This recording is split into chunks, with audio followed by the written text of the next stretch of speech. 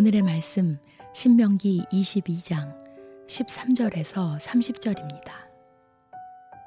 어떤 남자가 여자를 아내로 맞아 동침한 뒤에 그 여자가 미워져서 이 여자를 아내로 맞아 가까이 하여 보았더니 처녀가 아니었다 하고 비방하며 누명을 씌워 소문을 퍼뜨렸을 때에 그 여자의 부모는 그 여자가 처녀임을 증명하는 증거물을 가지고 성문 위에 회관에 있는 그 성읍의 장로들에게 가십시오.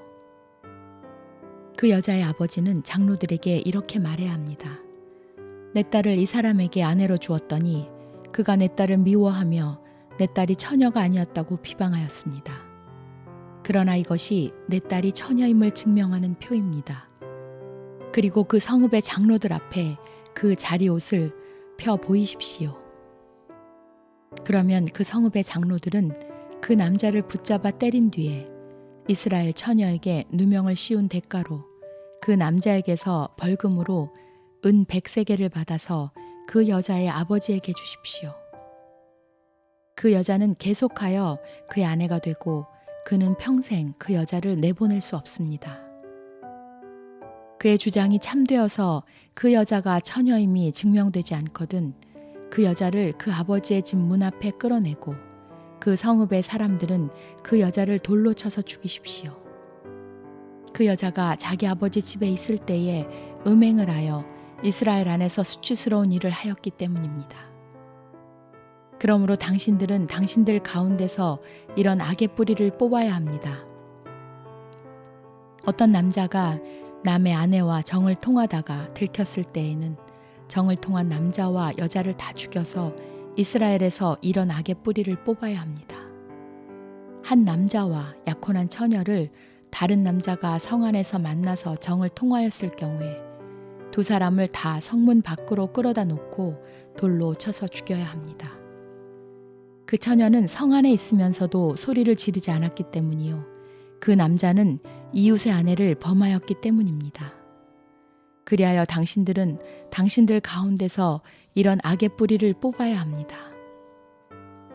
어떤 남자와 약혼한 처녀를 다른 남자가 들에서 만나서 욕을 보였을 때에는 욕을 보인 그 남자만 죽이십시오.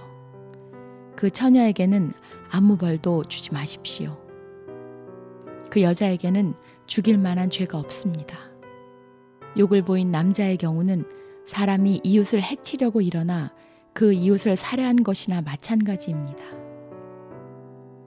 그 처녀는 들에서 그 남자를 만났으므로 약혼한 그 처녀가 소리를 질러도 구하여 줄 사람이 없었을 것입니다. 어떤 남자가 약혼하지 않은 처녀에게 욕을 보이다가 두 사람이 다 붙잡혔을 때에는 그 남자는 그 처녀의 아버지에게 은 50세겔을 지불해야 합니다. 그리고 그 여자에게 욕을 보인 대가로 그 여자는 그의 아내가 되고 그는 평생 동안 그 여자와 이혼할 수 없습니다. 아무도 자기 아버지의 아내를 취하지 못하며 어느 누구도 아버지의 아내와 동침하지 못합니다.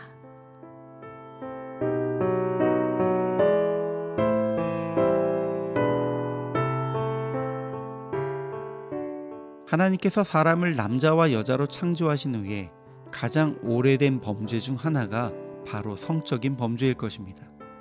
때로는 서로 상대가 있는 이들이 다른 상대를 좋아해서 문제가 발생하기도 하고 또 때로는 상대방의 동의 없이 나의 욕구를 해소하려고 하기 때문에 문제가 발생합니다.